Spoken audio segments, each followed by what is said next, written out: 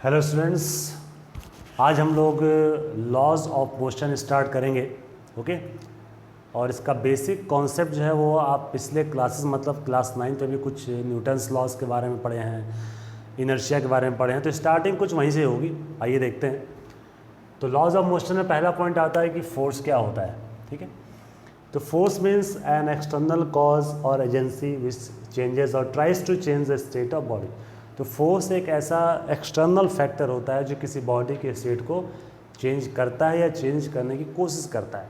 ठीक है, स्टेट का मतलब है कि बॉडी रेस्ट में है तो मोशन में ला सकता है, कोई बॉडी मोशन में है तो उसको रेस्ट में ला सकता है, बॉडी के डायरेक्शन को चेंज करना है तो भी हम यहाँ फोर्स अप्लाई कर सकते हैं। ठीक है, तो फोर्स एक ऐसा फैक्टर होता है जो किसी बॉडी के स्टेट को चेंज कर सकता है या कर सकता है या कर देता है। ठीक है, चेंजेस और tries to change, this is known as force.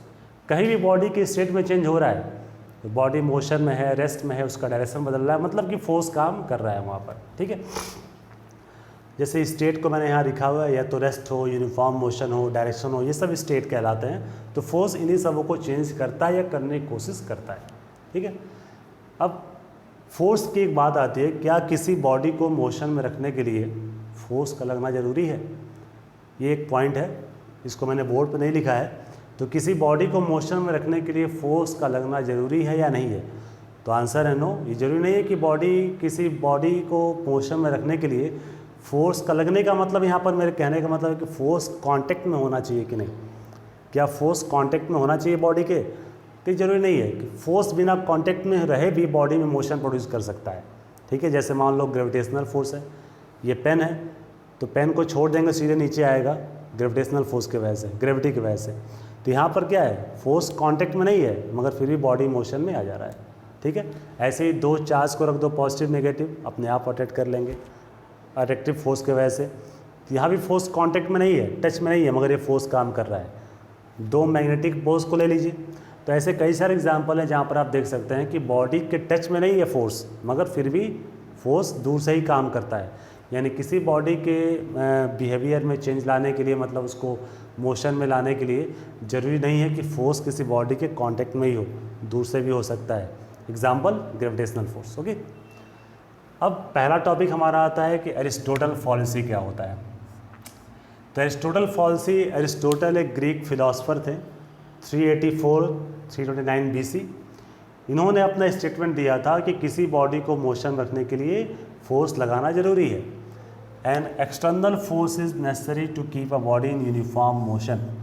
किसी बॉडी को यूनिफॉर्म मोशन में रखना है तो एक्सटर्नल फोर्स लगाना पड़ेगा। मगर कुछ सालों क्या, कई सालों बाद गैलीलियो ने इनके स्टेटमेंट को गलत प्रूफ कर दिया था।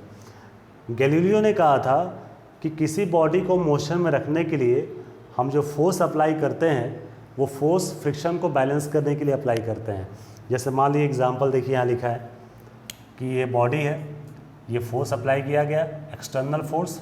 ठीक, और फ्रिक्शन जो होता है हमेशा कांटेक्ट पॉइंट पे काम करता है और अपोजिट मोशन का अपोज करता है, टेंजेंशियल होता है। ठीक है, तो जो भी हम फोर्स अप्लाई करते हैं वो फ्रिक्शन को बैलेंस करने के लिए करते हैं।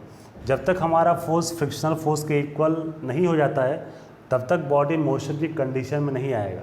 ठीक है, यानी कि जो फोर्स हम अप्लाई करते हैं वो क्यों अप्लाई करते हैं? फ्रिक्शनल फोर्स को काउंटर बैलेंस करने के लिए, ख़त्म करने के लिए।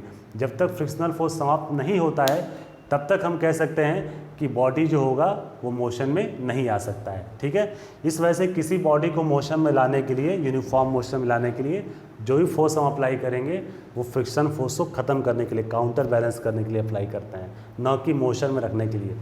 तो जो इन्होंने कहा था an external force is necessary to keep a body in uniform motion, ये बिल्कुल ही गलत है।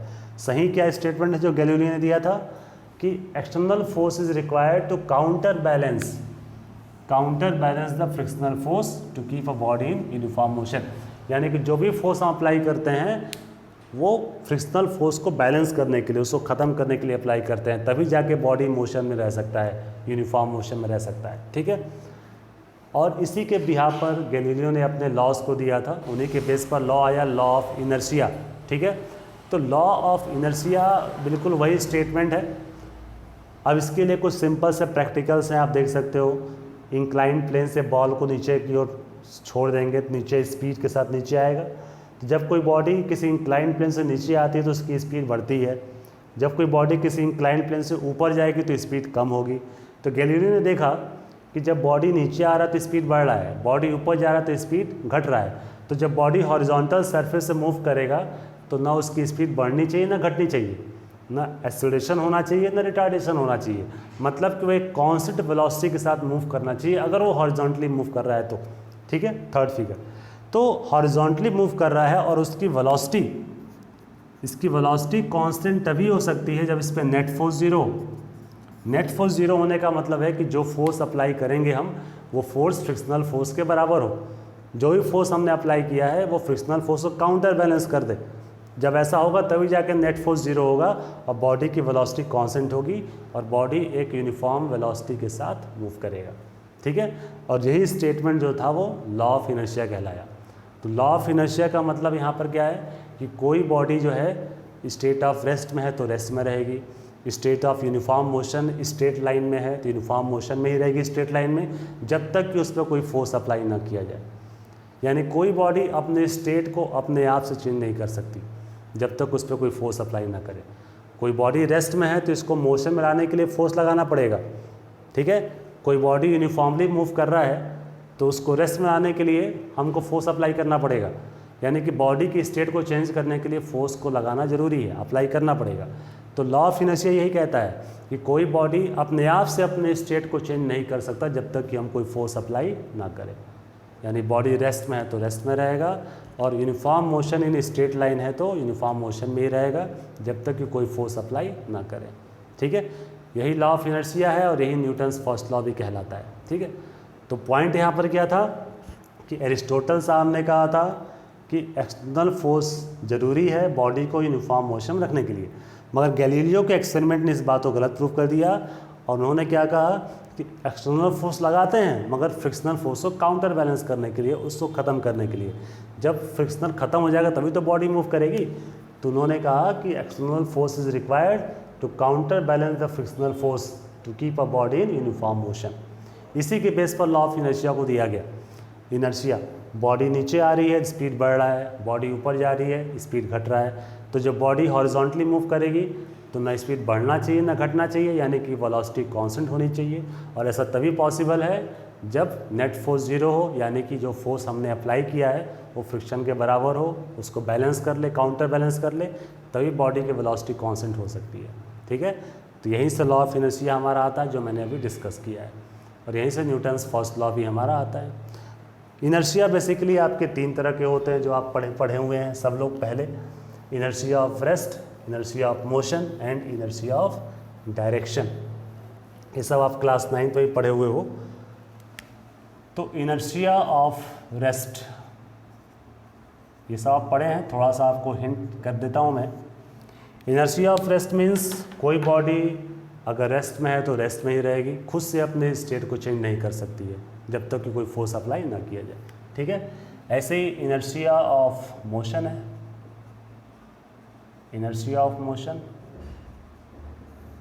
और एक है inertia of direction,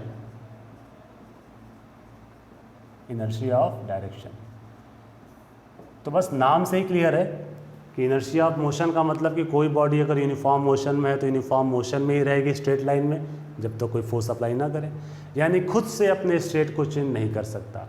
it is the inability of body to change by itself states of rest और of uniform motion in a straight line unless some force acts on it. Okay, ऐसे ही इनर्शिया ऑफ डायरेक्शन, कोई body अपने direction को तब तक नहीं change कर सकती जब तक कोई फोर्स अप्लाई ना करे। तो दिस इज सिंपली इनर्शिया, कोई ना कोई फोर्स अप्लाई करना पड़ेगा तभी उसका स्टेट चेंज करेगा। एग्जाम्पल्स भी आप पढ़े हुए हैं, मोशन के एग्जाम्पल, इनर्शिया ऑफ मोशन का एग्जाम्पल लें तो अक्सर जब ट्रेन चलती है या बस में आप खड़े हैं, बैठे हैं, बस चल रही है, अचानक बस रुकती है तो आपकी बॉडी आगे की ओर झुक जाती है, चोट भी लगती है। It is because of inertia of direct motion. Inertia of rest में आप ले सकते हो कि बस में आप खड़े हो, ट्रेन में खड़े हो, अचानक ट्रेन चलना शुरू करती है तो हमारी बॉडी पीछे की ओर धक्का हमें लगता है। It is because of inertia of rest, क्योंकि हमारी बॉडी अपनी रेस्ट को मेंटेन करना चाहती है, इसीलिए पीछे की ओर धक्का खाती है। ठीक है, तो ये सब कुछ एग्जांपल्स हैं, आप पढ़े हुए हैं, थोड़ा सा अच्छे से पढ़ लीजिएगा बुक्स को। ठीक है, नोट्स प्रॉपर बना लीजिएगा आप लोग। अब इसी के बेसिस पर हम लोग स्टार्ट करेंगे यहाँ से Newton second law, linear momentum क्या होता है वो पढ़ेंगे हम लोग, न्यूटन सेकेंड लॉ पढ़ेंगे जो कि काफ़ी इंपॉर्टेंट है। Okay okay, thank you.